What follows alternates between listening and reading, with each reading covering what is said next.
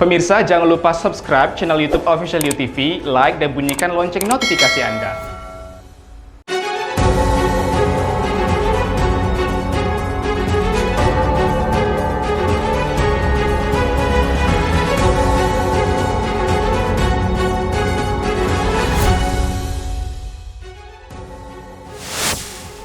Warga Tanjung Pinang, Kepulauan Riau ditemukan tewas tersengat listrik di dapur saat mencuci pakaian. Seorang anak tewas terseret arus. Jenazah korban ditemukan tim SAR gabungan 8 km dari lokasi kejadian. Seorang tukang ojek menyeludupkan benih lobster senilai 2,5 miliar. Halo pemirsa, kita berjumpa dalam program UNews. Program ini memberikan informasi bermakna kepada Anda mengenai sejumlah peristiwa menarik di tanah air. Bersama saya, Yuli Andini, inilah UNews lengkapnya. Pemirsa, Ketua Komisi 1 Dewan Perwakilan Rakyat Daerah Provinsi Kepulauan Riau, Bobi Jayanto, membenarkan kabar bahwa dirinya dipanggil Komisi Pemberantasan Korupsi KPK. Bobi dipanggil KPK sebagai saksi pada kasus korupsi yang menjerat Bupati Bintan Apri Sujadi dan Kepala Badan Kawasan Bebas Bintan Muhammad Saleh. Ketua Komisi 1 DPRD Kepulauan Riau, Bobi Jayanto, menggelar konferensi pers mengenai pemanggilan dirinya oleh Komisi Pemberantasan Korupsi sebagai saksi kasus korupsi yang menjerat Bupati Bintan Apri Sujadi. Dalam konferensi pers tersebut, Bobi Jayanto menyatakan baru menerima surat pemanggilan dari KPK yang baru dia terima dari stafnya di Sekretariat DPRD Kepri. Meskipun terlambat memenuhi panggilan KPK, Bobi menyatakan tidak mangkir dari panggilan pertama tersebut. Pertama, saya terima surat ini tadi jam 12. Jam 1. Jam 1. Saya di kantor HK baru selesai pembagian sembako. Jam 1 saya dihubungi sama staf komisi saya bahwa Pak, ada surat panggilan dari KPK. Nah, saya bilang, kamu buka aja foto, kirim ke saya. Nah, kirim ke saya, begitu saya lihat, baru jam 10 dan hari ini Jumat. Berarti sudah lewat kan? Dalam keterangannya, Bobi menyatakan tidak berkaitan dengan kasus dugaan korupsi pengaturan barang kena cukai di kawasan Bebas Bintan yang berhubungan dengan Bupati Bintan Apri Sujadi. Menyangkut masalah kasus Apri Sujadi, mantan Bupati Bintan ini, terhadap kasus yang dipersangkakan sama beliau, kita sering baca di media mengenai cukai rokok lah, cukai minuman lah. Saya sama sekali tidak ada kaitan dengan beliau. Ya, nanti silakan kalau ada yang tidak jelas boleh ditanyakan. Ya. Kedua, saya akan kooperatif ya dengan KPK. Ya, tapi karena ini waktunya tidak tepat, jadi saya akan kooperatif untuk dimintain keterangan sebagai saksi manakala ada Diketahui KPK memperpanjang penahanan Bupati Bintan Apri Sujadi hingga Oktober mendatang. KPK menetapkan Bupati Bintan Apri Sujadi sebagai tersangka kasus dugaan korupsi pengaturan barang kena cukai dalam pengelolaan kawasan perdagangan bebas dan pelabuhan bebas Bintan tahun 2016-2018. Selain menahan Apri Sujadi, KPK turut menangkap Kepala Badan Kawasan Bebas dan Pelabuhan Bebas Bintan Muhammad Saleh Umar. Dari Tanjung Pinang, Kepulauan Riau, Muhammad Khairuddin, UTV mengabarkan. Pemirsa, warga Tanjung Pinang, Kepulauan Riau ditemukan meninggal dunia di dapur saat mencuci pakaian. Berdasarkan keterangan polisi, korban meninggal dunia diketahui bernama Sri Yuni, tersengat listrik saat mencuci. Sri Yuni, warga Jalan Kuantan, Tanjung Pinang ditemukan tewas di dapur saat mencuci pakaian pada Sabtu 4 September. Berdasarkan keterangan polisi, wanita yang berprofesi sebagai tukang urut ini diduga tewas tersengat listrik. Polisi menemukan luka bakar di bagian tangan Sri saat mengevakuasi jenazahnya. Untuk identitas korban, nama Sri Yuni. Sri Yuni, umur 47 tahun. Pekerjaan sehari-hari tukang urut. Jadi untuk kita hasil olah TKP kita untuk korban juga tersentuh listrik. Mungkin pada saat dia mencuci pakaian nggak ngeliat ada kabel lepas, makanya bisa tersentuh karena mungkin kena aliran air dari mesin cuci. Untuk saat ini korban sudah kita bawa ke rumah sakit RSUP untuk kita lakukan visum. Jenazah Sri ditemukan pertama kali oleh tetangganya di dapur rumah. Polisi menemukan genangan air di tempat Sri ditemukan. Korban diketahui tinggal berdua dengan suaminya dan seorang anak yang saat ini berada di Bandung. Saat ini pihak kepolisian membawa jenazah Sri ke RSUD Raja Ahmad Tabib Tanjung Pinang untuk divisum. Dari Tanjung Pinang, Kepulauan Riau, Muhammad Khairuddin, UTV mengabarkan. Apa yang umumnya dilakukan wanita tua berusia 100 tahun? Apa mungkin melakukan olahraga angkat berat? Di Florida, Amerika Serikat, Edith Marway, nenek buyut penduduk Tampa berusia 100 tahun, mendapat rekor angkat berat. Edith Marway, seorang wanita berusia 100 tahun meraih rekor dunia angkat besi versi Guinness di Florida, Amerika Serikat. Edith memulai olahraga angkat besi di usia 91 tahun di sebuah gym daerah tempat tinggalnya. Dia tak pernah membayangkan mengikuti kompetisi, apalagi meraih rekor dunia sebagai pengangkat besi tertua wanita. While I was watching those ladies doing their thing, I thought I might just as well, since I was there, so it shouldn't be a total loss, I might just as well pick up a few bars, so I did. And they got to be fun. Atas prestasinya yang langka, Edith menyandang gelar pemecah rekor dunia Guinness untuk atlet angkat besi tertua wanita. Mantan penari dan guru tari ini suka tetap aktif dan mengangkat beban dengan bantuan pelatih. Saat ini ia sedang bersiap-siap untuk kompetisi berikutnya di bulan November mendatang. Dari Florida, Kantor Berita Antara, UTV mengabarkan. Pemirsa, seorang anak tewas terseret arus Sungai Baloi, Kecamatan Lubuk Baja, Batam, Kepulauan Riau. Jenazah korban ditemukan tim SAR gabungan 8 km dari lokasi hilang pertama kalinya. Tim SAR gabungan mengevakuasi jenazah seorang anak yang terseret arus saat hujan lebat di Batam, Kepulauan Riau. Jenazah anak tersebut ditemukan 8 km dari lokasi kejadian dalam kondisi telungkup pada Sabtu sekitar pukul 10.30 waktu setempat.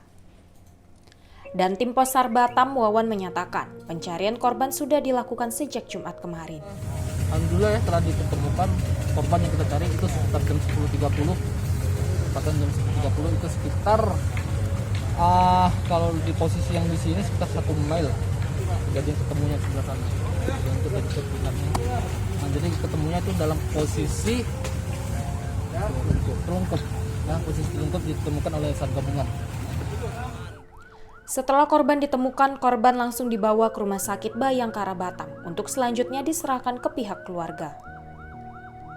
Diketahui sebelumnya, pada Jumat kemarin sekitar pukul 3 sore, korban bersama temannya sedang bermain di sekitar sungai saat hujan deras mengguyur.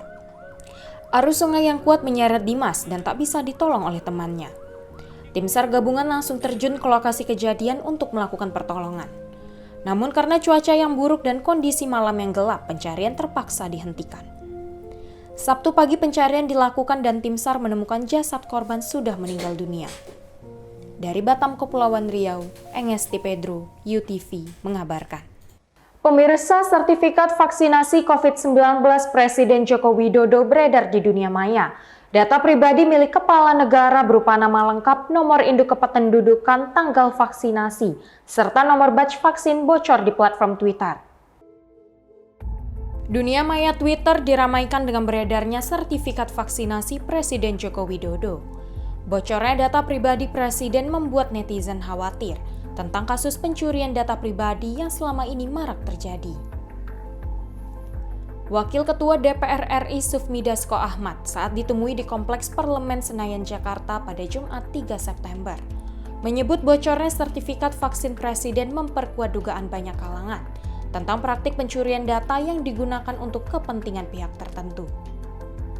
Sufmi Dasko mengaku tak hanya Presiden, dirinya juga menerima banyak keluhan dari masyarakat terhadap aplikasi Peduli Lindungi yang membuat data-data pribadi peserta vaksinasi. Untuk melindungi data pribadi warga, Sufmi Dasko menilai pentingnya kehadiran Undang-Undang Perlindungan Data Pribadi guna melindungi hak warga sehingga tidak digunakan di luar keinginan atau kewajiban mereka, baik oleh pihak swasta maupun pemerintah.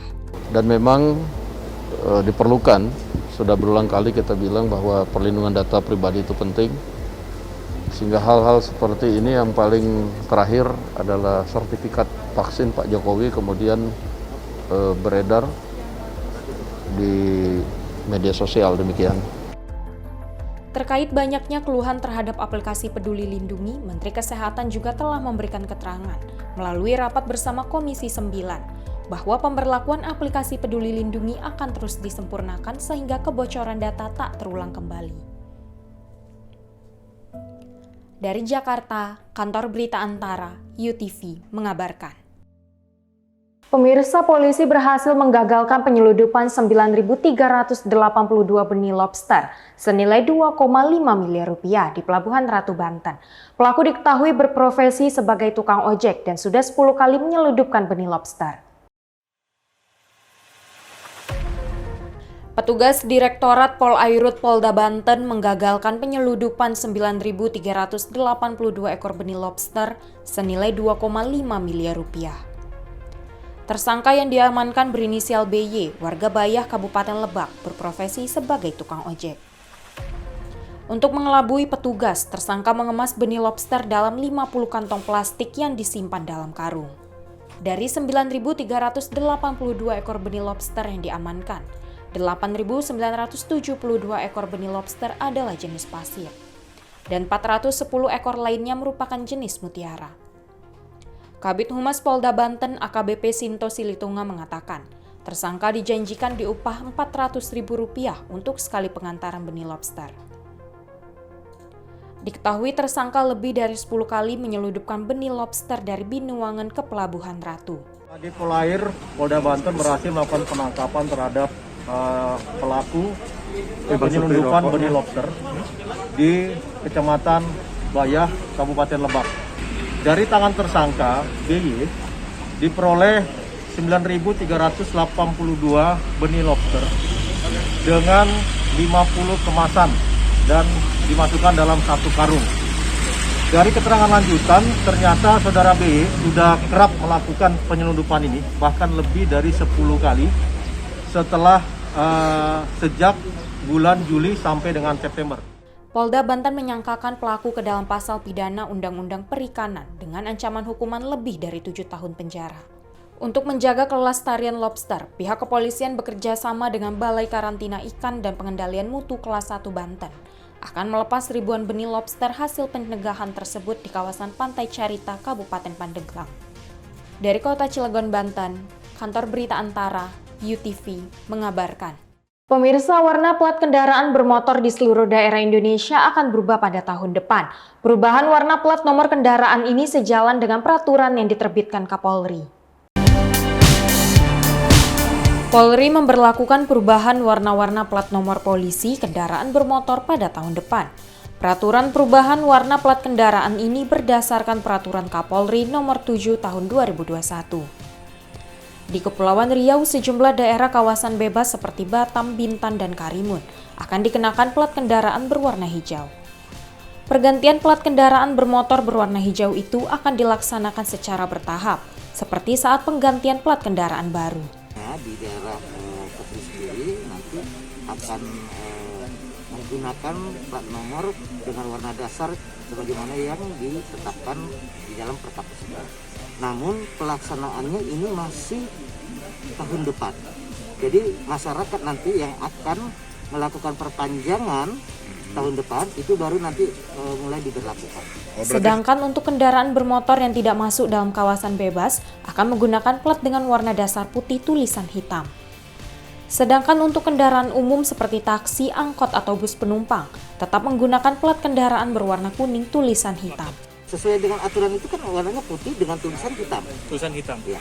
Kalau mobil umum Pak? Kuning. Oh, misalnya kuning. Ya, warnanya kuning. Oh, platnya kuning. Ya, untuk ini ya kendaraan umum. Ini ya umum ya kendaraan Transportasi massal. Transportasi massal ya. Gitu. Dari Kota Batam, Kepulauan Riau, Alamuddin, UTV mengabarkan. Pemirsa, perusahaan daerah Kabupaten Natuna, Kepulauan Riau terlilit hutang sebesar 4 miliar rupiah. Diketahui hutang tersebut merupakan peninggalan direksi yang lama. Perusahaan daerah milik pemerintah Kabupaten Natuna terlilit hutang hingga 4 miliar rupiah. Hutang tersebut meliputi utang usaha, gaji hingga pesangon karyawan yang dirumahkan, hingga saat ini belum dibayarkan. Pelaksana tugas Direktur Perusda Natuna Zamroni menyatakan, hutang tersebut merupakan warisan dari pimpinan sebelumnya. Zamroni masih belum memahami asal-muasal hingga Perusda Natuna terlilit hutang sebanyak itu. Padahal setiap tahun Perusda Natuna selalu menerima kucuran modal dari pemerintah daerah. Pertanyaan kami, anggaran kan sudah masuk pada mereka pada saat itu, kok bisa terjadi hutang gitu kan, penyebabnya seperti apa. Hal ini sebelum terjadi hutang kepada baik itu utang usaha, baik itu hutang kepada karyawan berupa pesangon dan gaji. Untuk menyelesaikan persoalan hutang tersebut, Zamroni akan melakukan duduk dan berdiskusi dengan beberapa pihak, termasuk pemerintah Natuna, anggota DPRD, hingga jajaran pimpinan sebelumnya. Opsi menjual aset perusahaan juga menjadi pilihan, dengan catatan setelah melakukan diskusi dan konsultasi dengan pihak terkait. Kemarin saya jajaki, saya ketemu sama Sekda, saya ketemu juga sama Bupati manggil Sekda. Alhamdulillah, sudah nampak titik terangnya. Kita tunggu aja nanti. Nah, seperti apa? Dari Natuna, Muhammad Nurman, UTV mengabarkan. Terima kasih telah menyaksikan informasi yang kami sajikan. Tetap saksikan News selanjutnya. Salam sehat, sampai jumpa.